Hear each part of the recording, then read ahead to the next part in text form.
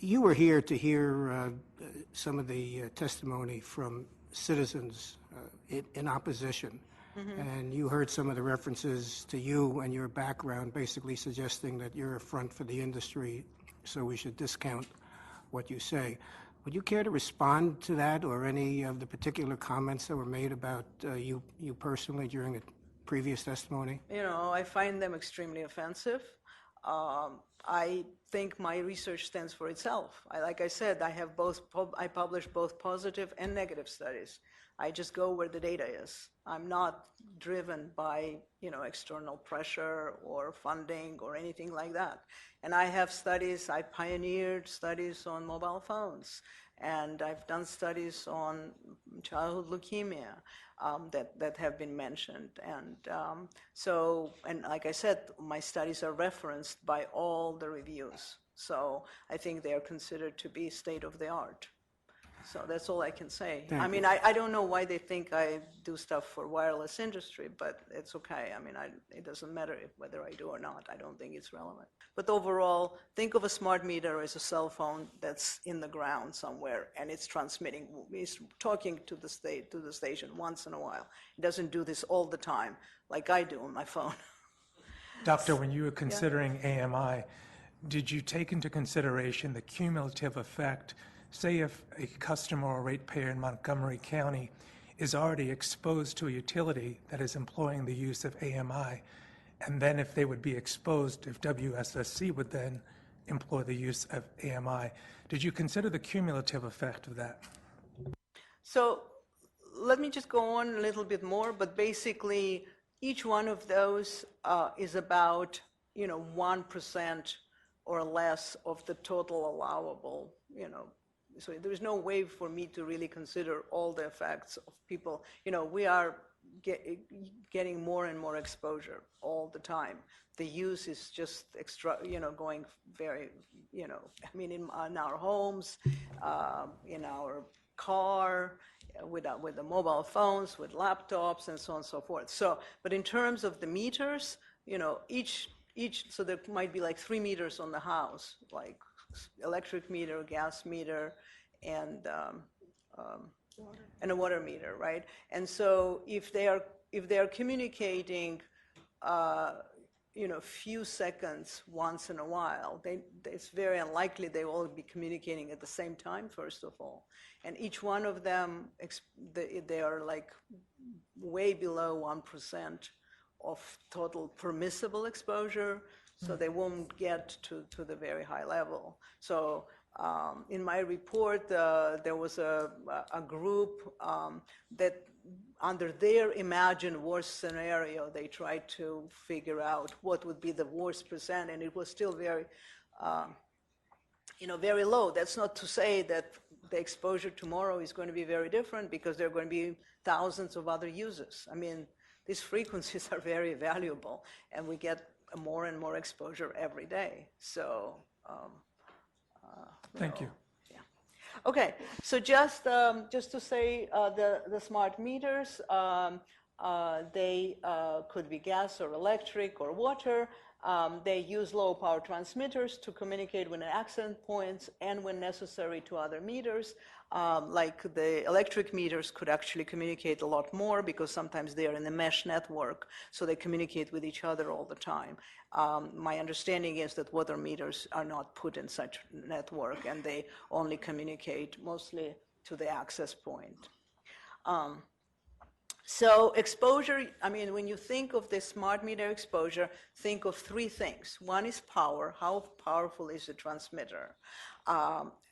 Then the distance, how close you are. I mean, the distance is your friend, because the exposure falls very rapidly, square with the distance. So you could see on this graph, for example, the exposures like at 1 foot. You cannot measure next to people. Sometimes measure very close to the meter, but you have to be, you cannot measure very close. You need to really know what you're doing. So you need to be like 1 foot away. So at 1 foot away, you can see the exposures, and then you see how quickly they fall off with the distance. So if you see like at 15 meters or even before, it really goes down. And this is, again, this is the electric meters. Because I haven't found any studies that measured exposure to smart meters.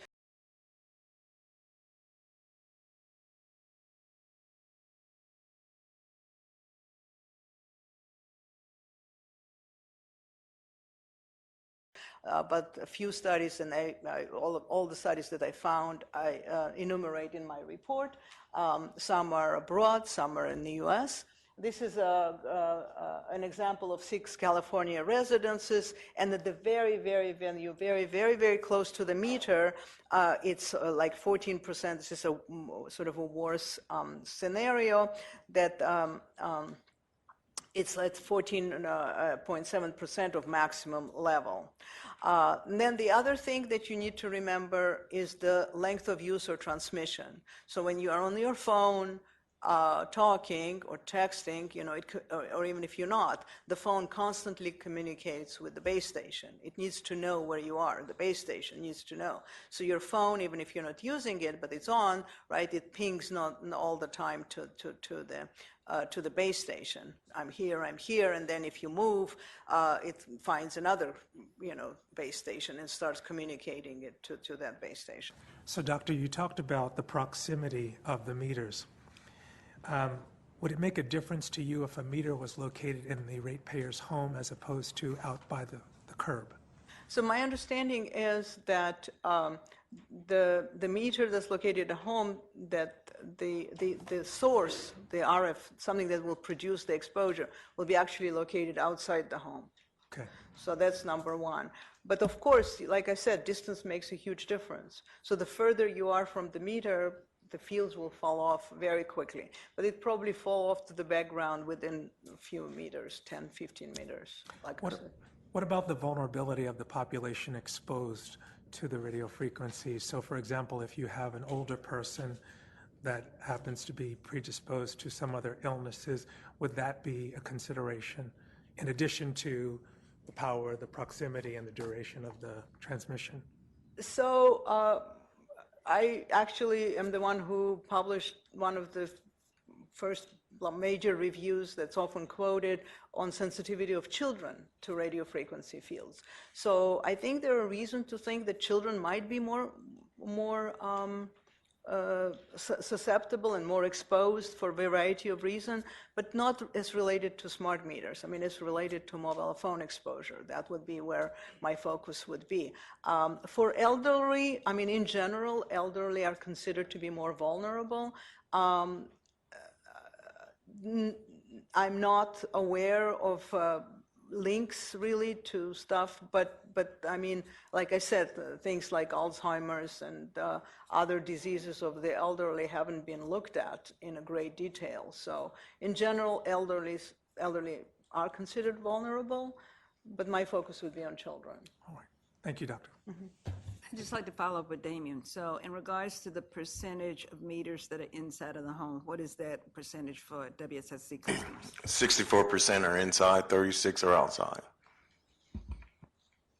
I had a question for the doctor. Could you please speak to your view of the health and adverse effect of the radio frequency radiation emitted by smart meters? I know in your study, or one of the studies, it said that it was a low possibility in the ranking, but how would you summarize the impact, the health impact of the smart meter?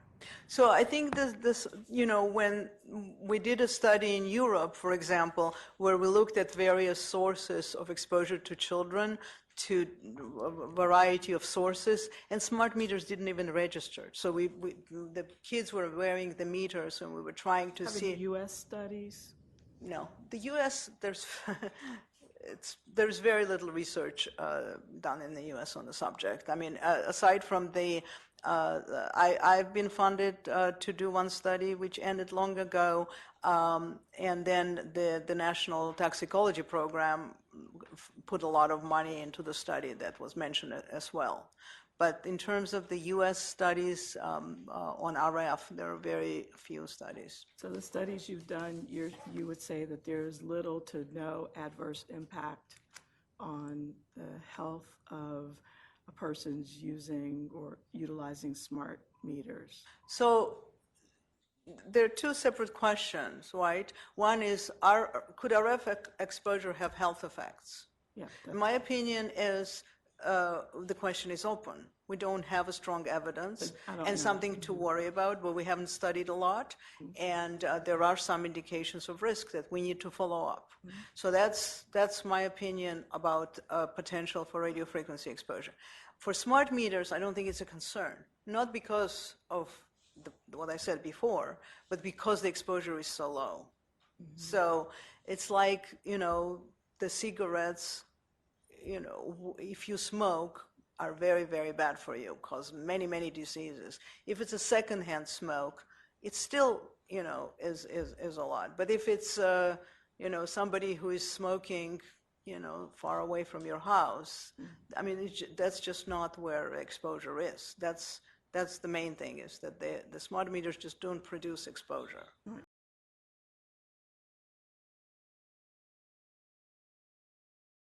I teach nuclear policy here at UC Santa Cruz, and I work with a public policy organization, the Committee to Bridge the Gap. Okay. And I understand you recently did a report analyzing the California Council on Science and Technology's report on the potential health impacts of smart meters. Can you talk a little bit about what the shortcomings of that report were? Of two varieties. One was that the state legislators who had requested the study asked for an independent science-based study of this matter.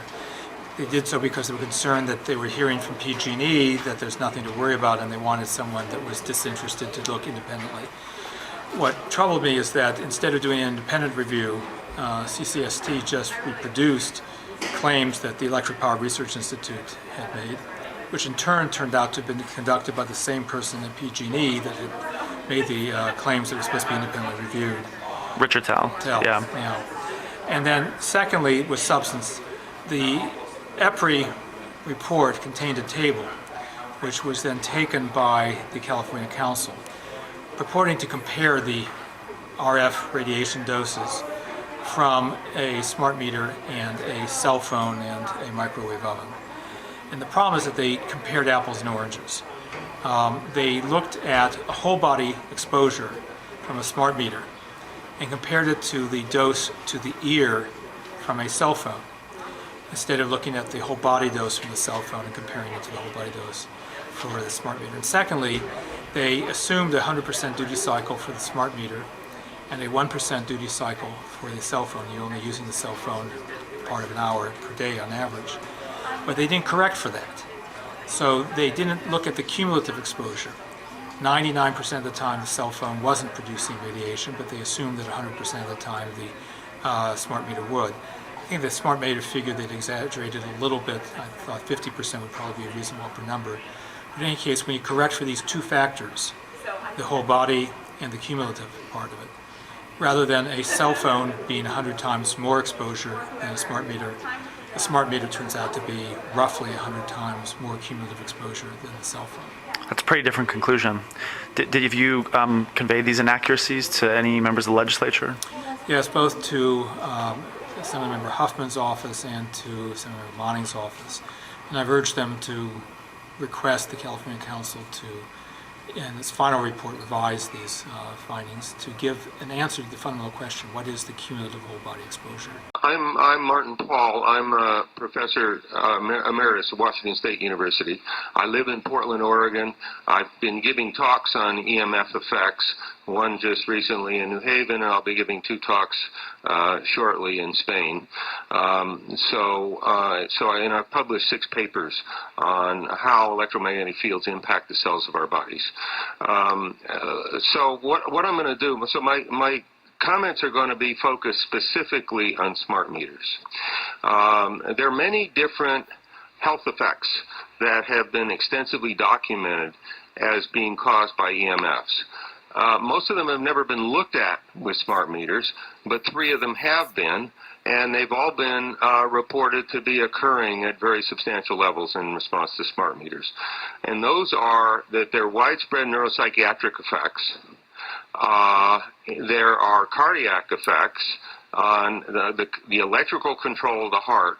Those are life-threatening because the arrhythmias that occur are often associated with sudden cardiac death.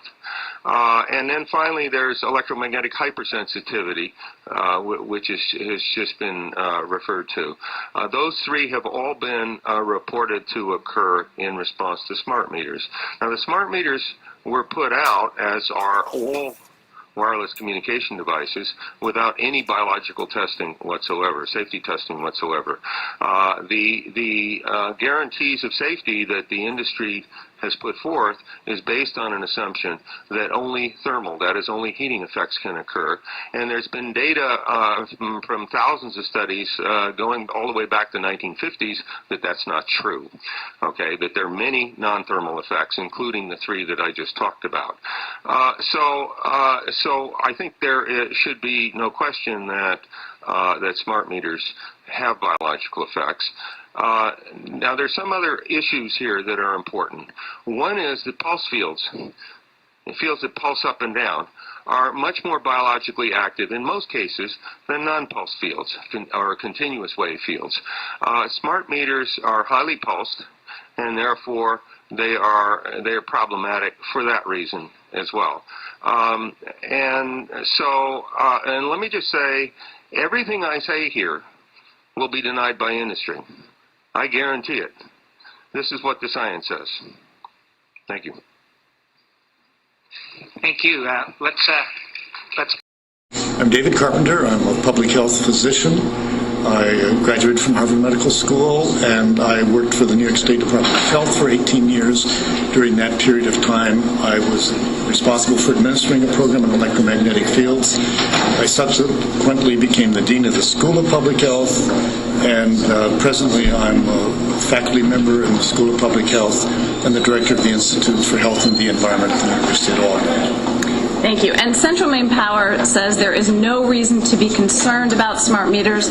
There are no health effects, and everyone who's worried about health effects of RF from smart meters or from the mesh network really has nothing to be concerned about. And what do you say to that? I said that's absolutely false. The question to ask them is, what is the evidence that smart meters are safe and have no adverse health effects?